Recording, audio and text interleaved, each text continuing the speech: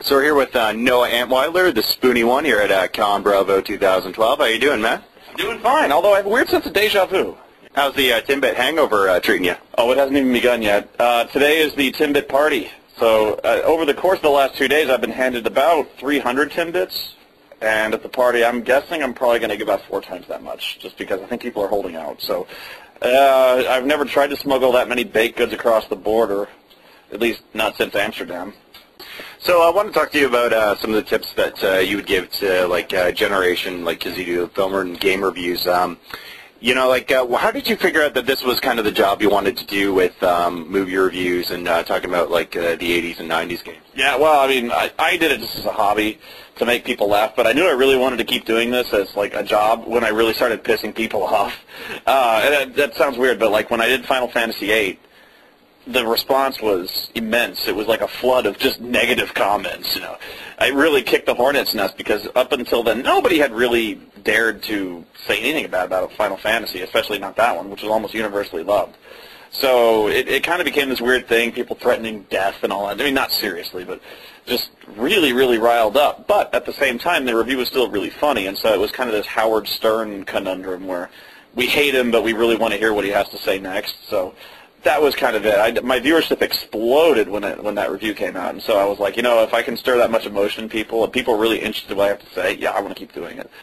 So some people might say for what you do, like, you know, reviewing a lot of the bad games and movies and stuff like that, that's kind of the best job in the world, like looking at some of your childhood, you know, entertainment and stuff. Some would say it's probably the worst because, you know, you got to review this stuff like every day. So how do you see it? Oh, it's both in some ways. I mean, it's easy to kind of write it off as being like, oh, boo-hoo, you have to play video games all day. No, it becomes your job. I mean, and so it does suck having to play these really horrible games all the way to completion most times. And you know, it's a lot more complex than you'd think. It's not just as simple as setting a camera across the side of the room and recording, and bam, the video's online. It's complex work. So it really is a job, and you have to take it seriously.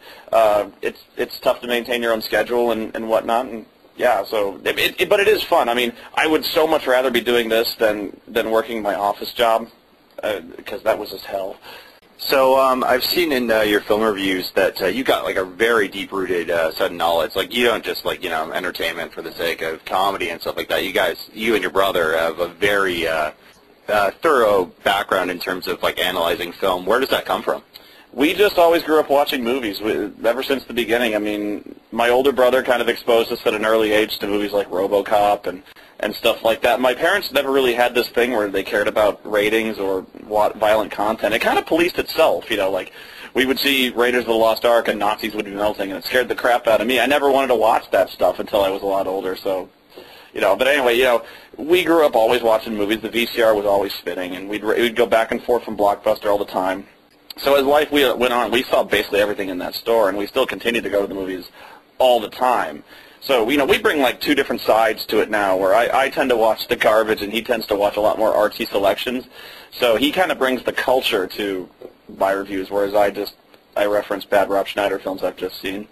Now, I've heard like you've got some like seriously like your work schedule is like really long. I've heard like, you know, can be like a lot of hours. Like what's your general like work schedule, like, you know, time frame like?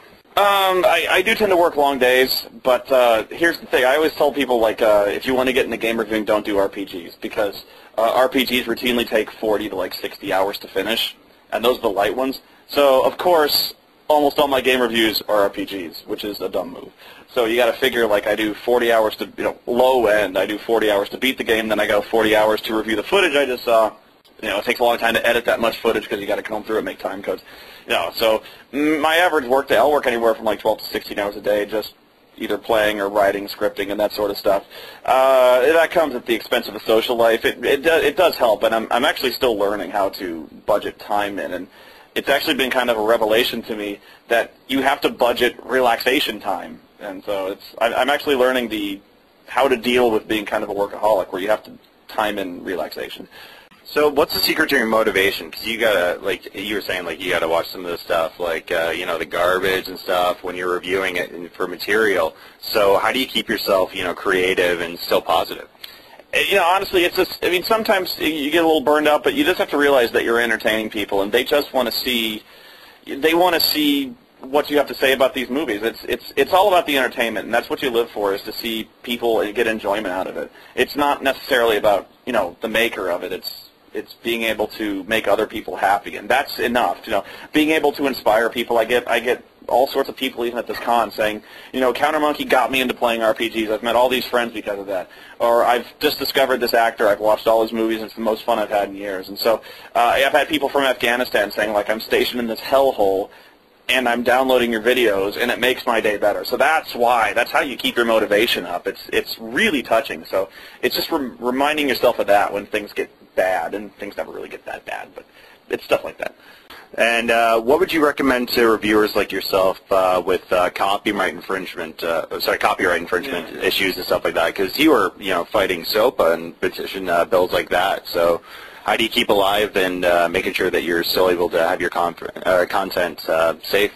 In a way, there's kind of this weird sense of inevitability when it comes to the copyright thing, because, you know, especially with YouTube, they pretty much will flag you automatically if there's even anything remotely fishy. Actually, one of the stories I got off YouTube was I got 2 strikes on my account for using my theme song, which I literally had written proof for, and the appeals process is just a joke.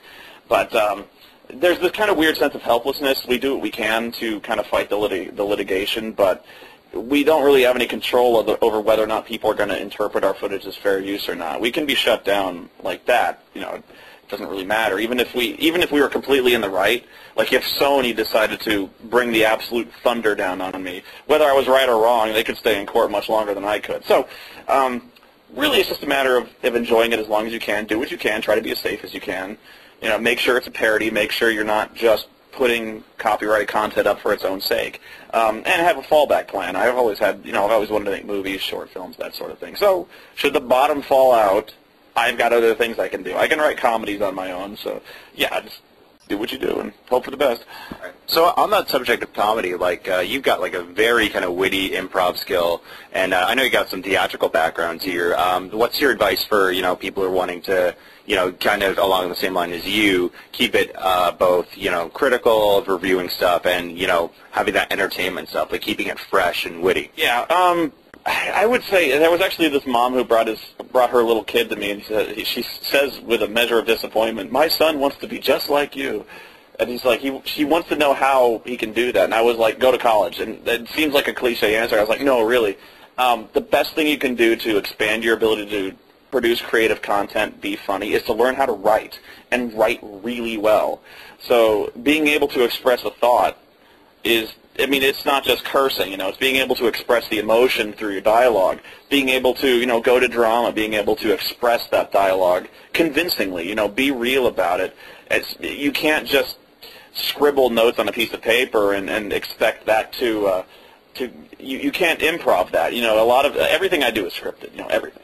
So the trick is to making the dialogue feel natural and to express it naturally. Yeah, go to college, learn to write. That's the big thing. And what final advice would you leave the generation of critics that are taking the stand as of right now? Taking the stand in what way, you think? Like coming on to the website or going onto the internet and making their own careers. You got to find your own identity. That's the big thing. Is like if somebody was starting off and they'd be like, "What would you recommend?" I'd be like, "Well, do something that nobody else does, or at least do it in a different way." I'd be like, "Don't do NES games." That's kind of been mined out, you know. It's almost like every bad NES game that's been, you know, you're going to blur it together. So almost all the guys I've seen that specifically stood out to me were guys like the Cinema Snob, who was doing exploitation movies. That stuff had never been done before. You know, Linkara, who when he started out was doing comics, and nobody was doing comics. How do you review a book? You know, it's weird, but he made it work. So, and I'm not saying that's easy. It's very hard to find kind of a niche that you can fall into, and you know, but yeah, it's about kind of finding that unique identity and selling it, and because they have to go to you. Like if somebody Googles or YouTubes your content, you have to be #1 on the list. You have to be that guy that people go to for a certain thing, and so it's tough now because a lot of people do it. So it was much bigger than when I started, you know. I think that's all the time we have. Are there any closing thoughts you want to leave us with? No, just I hope you guys had fun watching this. And next time, if you're in Toronto at all or Burlington, yeah, come to ConBravo because I'll be back and I want to see you guys.